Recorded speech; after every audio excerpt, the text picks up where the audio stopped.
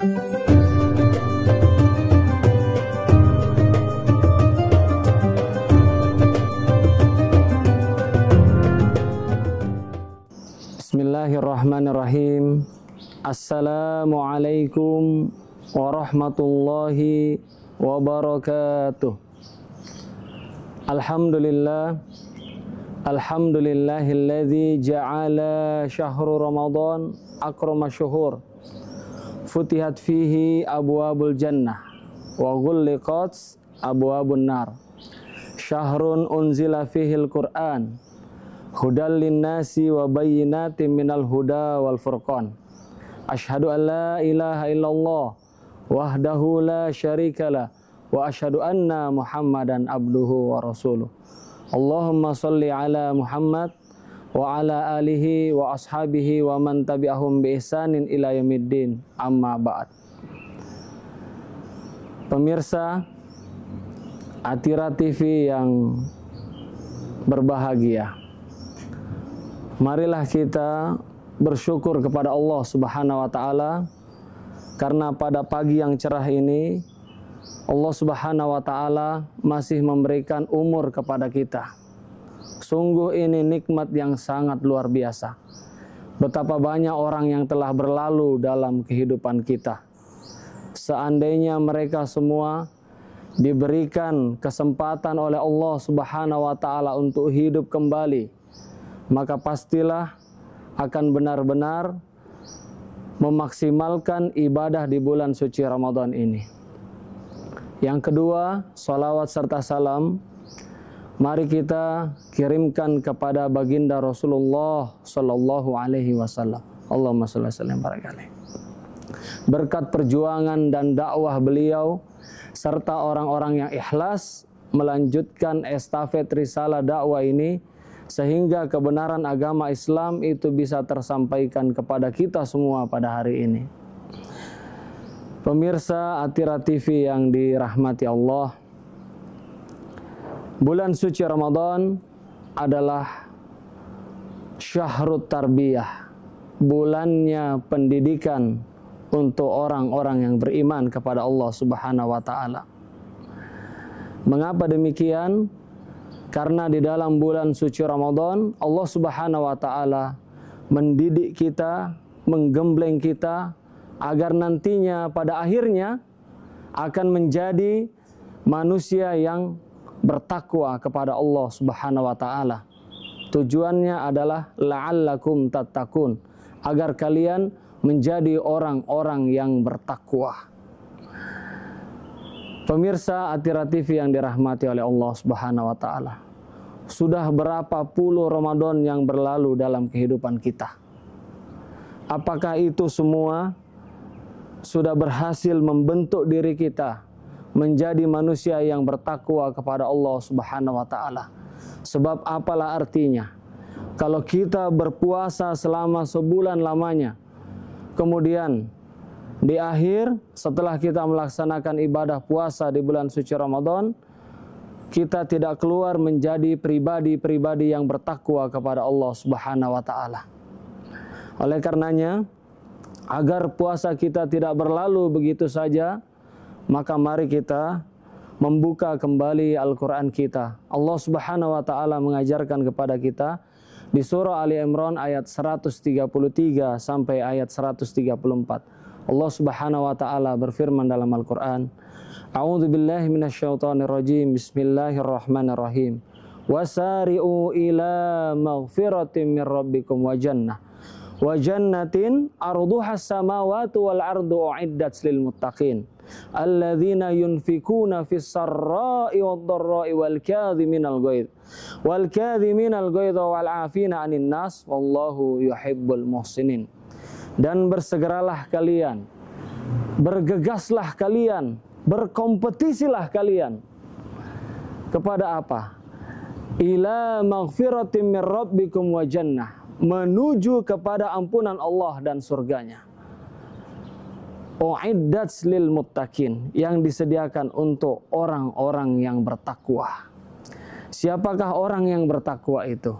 Allah Subhanahu wa taala telah mengajarkan di dalam ayat ini ada 4 kriteria dari orang yang bertakwa.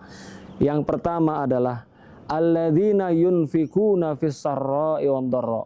Orang yang bertakwa itu, kata Allah Subhanahu wa taala, adalah orang yang gemar menginfakkan hartanya di jalan Allah, baik dalam kondisi lapang maupun dalam keadaan sempit, baik dalam keadaan sehat maupun dalam keadaan sakit. Inilah ciri orang yang bertakwa. Kalau kita mau menunggu diri kita kaya, kita mau menunggu diri kita punya banyak harta, lalu kita mau berinfak di jalan Allah, mungkin sampai akhir hayat hidup kita, kita tidak akan mendapati diri kita menjadi orang yang gemar berinfak di jalan Allah. Coba kita merenungkan kembali perjalanan hidup kita 10 tahun yang lalu, atau bahkan 15 dan 20 tahun yang lalu. Mungkin pada saat itu ekonomi kita masih rendah, jabatan kita masih rendah, kita belum punya pekerjaan yang baik, dagangan kita belum terlalu banyak keuntungannya. Mungkin kita pernah berdoa kepada Allah Subhanahu wa taala agar Allah Subhanahu wa taala itu menambah rezekinya kepada kita, kepada keluarga kita. Kemudian tahun demi tahun berjalan, hari demi hari berganti, gaji kita naik, jabatan kita naik, dagangan kita laris. Akan tetapi, kalau boleh jujur, mungkin sampai hari ini kita belum mendapati diri kita menjadi orang yang istiqomah berinfak di jalan Allah. Itu kalau kita menunggu diri kita kaya. Oleh karenanya Allah Subhanahu wa taala itu mengucapkan dalam lafaz ayat ini, alladzina yunfikuna. Yunfikuna ini adalah fi'lul mudhari, kata kerja saat ini. Maksudnya adalah hari ini berinfak, besok berinfak lagi, besoknya berinfak lagi. Tidak berhenti, senantiasa berinfak di jalan Allah. Ini ada sebuah kisah menarik dari salah satu sahabat kami pernah bercerita bahwasanya beliau ini berteman dengan seorang direktur utama di sebuah perusahaan. Dan pada akhir tahun 2019 itu di dunia, termasuk negara kita ini, itu terjadi wabah COVID-19 yang melanda seluruh dunia, melumpuhkan seluruh sektor perekonomian. Dan perusahaannya ini mengalami kebangkrutan. Dan sang direktur ini ditelepon oleh bagian bendahara. Kemudian disampaikan bahwasanya saldo kas perusahaannya itu tinggal 20 juta rupiah. Sedangkan gaji yang harus dibayar kepada seluruh karyawan sebanyak 300 juta rupiah. Lalu apa yang dilakukan oleh sang direktur ini? Beliau mengambil seluruh uang kas yang ada di perusahaannya. Semuanya diinfakkan di jalan Allah. Ditransfer ke salah satu pondok pesantren Tahfizul Quran untuk melanjutkan generasi-generasi penopang wahyu Allah Subhanahu wa taala di muka bumi ini. Kemudian setelah peristiwa itu, hari demi hari berjalan dan tibalah akhir bulan, masa pembayaran gaji karyawan. Kemudian sang direktur ini membuka kembali saldo kas perusahaannya dan subhanallah, itu saldo kas perusahaannya sudah bertambah sebanyak 800 juta rupiah. Sehingga sang direktur ini berhasil membayarkan seluruh gaji karyawannya dan berhasil menyelamatkan perusahaannya dari kebangkrutan. Inilah keajaiban dari sedekah. Sedekah itu tidak akan menghancurkan diri kita. Berinfak di jalan Allah tidak akan membinasakan diri kita. Justru itu akan mengundang pertolongan dari Allah Subhanahu wa taala. Bukannya akan membinasakan diri kita. Maka mari kita meyakini janji-janji Allah Subhanahu wa taala. Allah Subhanahu wa taala berfirman dalam Al-Qur'an, "A'udzubillahi minasyaitonirrajim. Bismillahirrahmanirrahim. Mathalul ladzina yunfikuna amwalahum fi sabilillah kamathali habbah ambatat sab'a sanabila fi kulli sumbulatin mi'atu habbah wallahu yudha'ifu liman yasha wallahu wasi'un alim." Perumpamaan orang yang bersedekah, berinfak di jalan Allah, itu ibarat orang yang menanam sebutir benih, yang mana dari benih itu akan ditumbuhkan tanaman, tumbuhan oleh Allah Subhanahu wa taala. dan dari tiap-tiap tangkainya itu akan dikali lipat. Ya, 700 kali lipat digandakan oleh Allah Subhanahu wa taala. Dan Allah Subhanahu wa taala Maha melipat gandakan ganjaran kepada hamba-hambanya. Hadirin Atira TV yang dirahmati oleh Allah Subhanahu wa taala.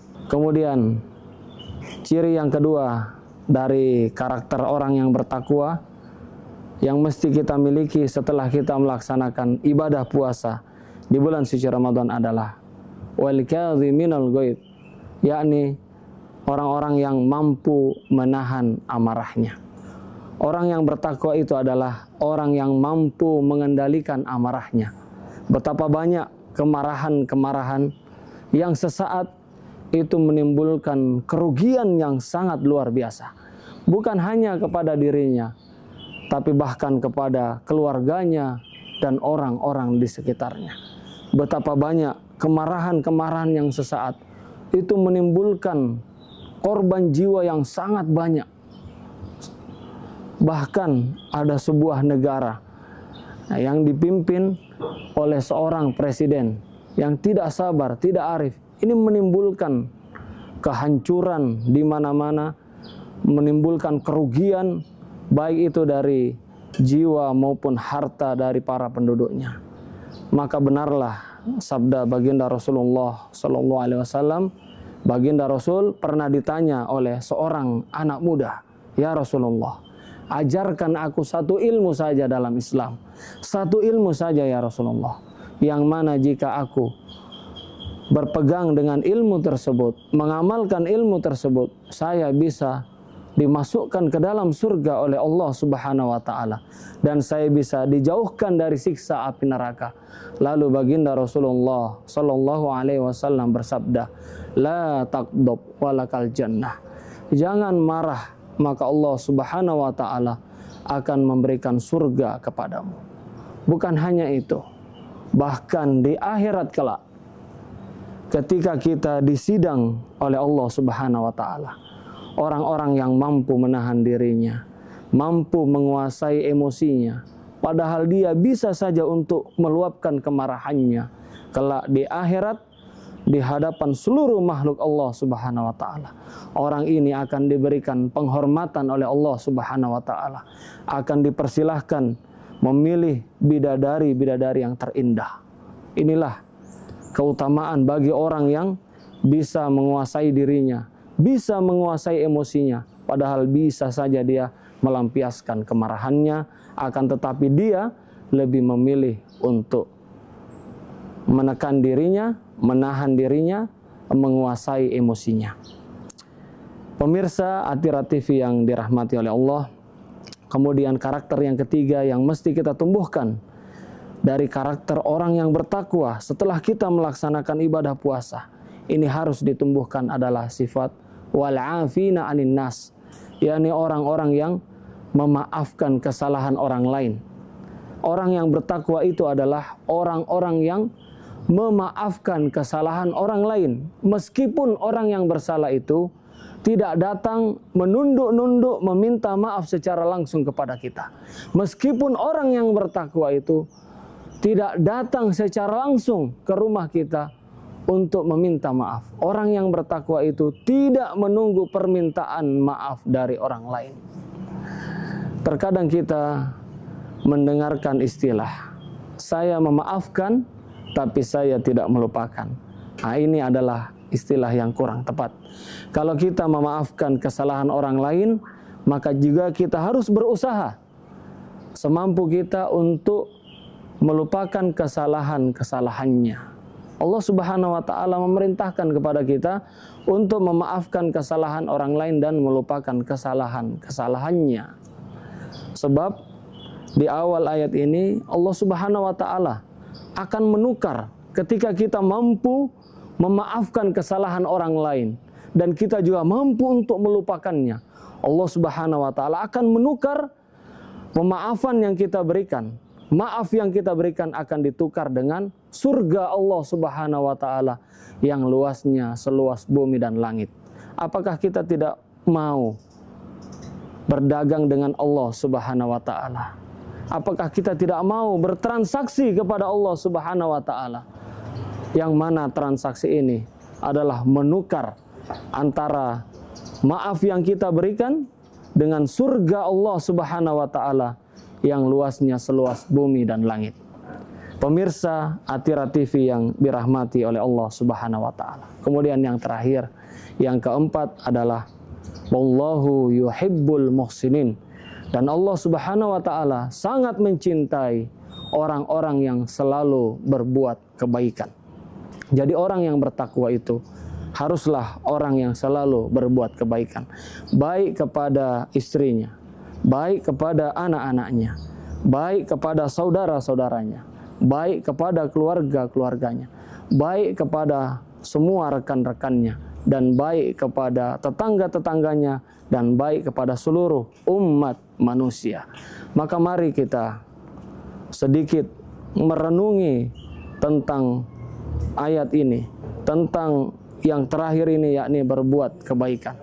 Kalau kita berbuat baik kepada orang yang telah berbuat baik kepada kita, ini adalah hal yang sudah biasa, sudah selalu kita lakukan dalam kehidupan kita. Akan tetapi ketika kita mampu berbuat baik kepada orang yang telah berbuat buruk kepada kita, ini adalah hal yang luar biasa. Ini adalah hal yang istimewa. Dan seperti inilah karakter orang yang bertakwa, yakni mampu berbuat baik kepada orang yang telah berbuat buruk kepadanya. Kalau kita hanya mampu berbuat baik kepada orang yang baik kepada kita, kemudian kita tidak mampu berbuat baik, kita tidak mampu berbuat baik kepada orang yang telah berbuat buruk kepada kita, ini berarti sifat kita, karakter kita, kelakuan kita, sikap kita dikontrol oleh orang tersebut, didikte oleh orang tersebut.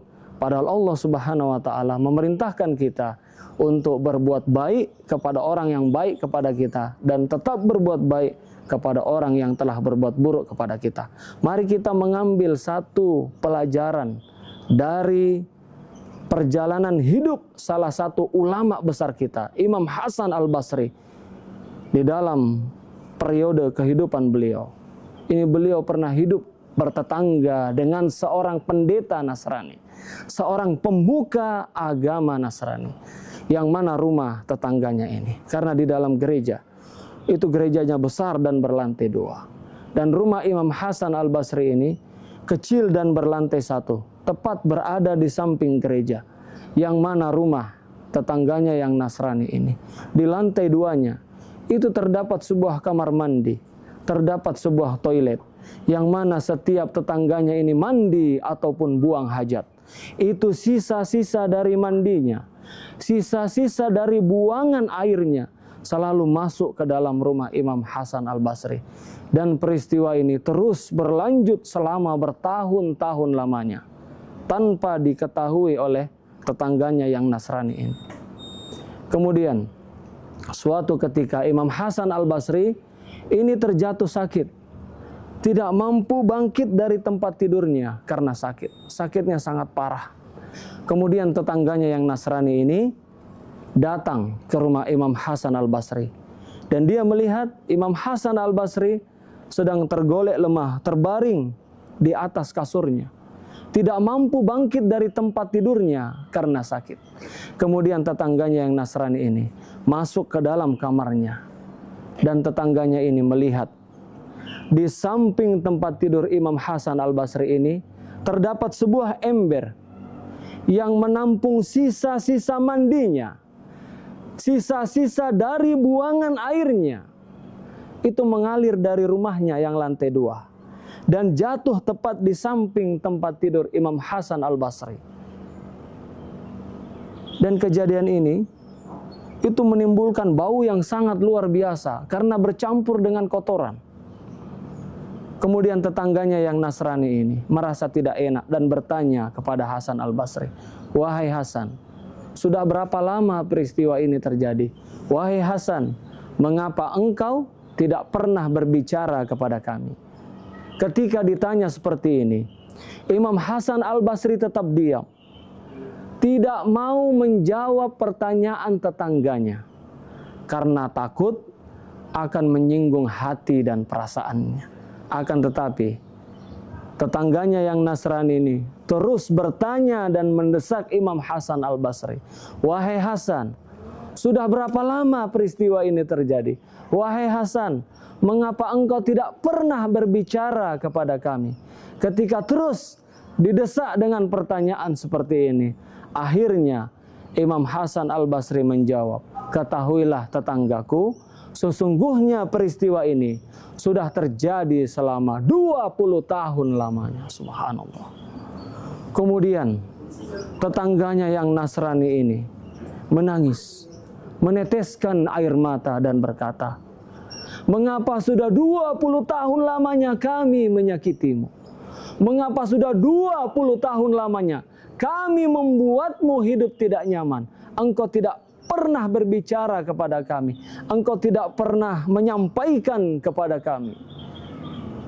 Kemudian Imam Hasan Al-Basri menjawab, ketahuilah tetanggaku, sesungguhnya kami adalah umat yang diajarkan oleh Nabi kami untuk senantiasa menghormati dan memuliakan tetangga kami. Man kana yu'minu billahi wal yaumil akhir falyukrim jarahu. Barang siapa yang beriman kepada Allah dan beriman kepada hari pembalasan, hendaknya dia memuliakan tetangganya.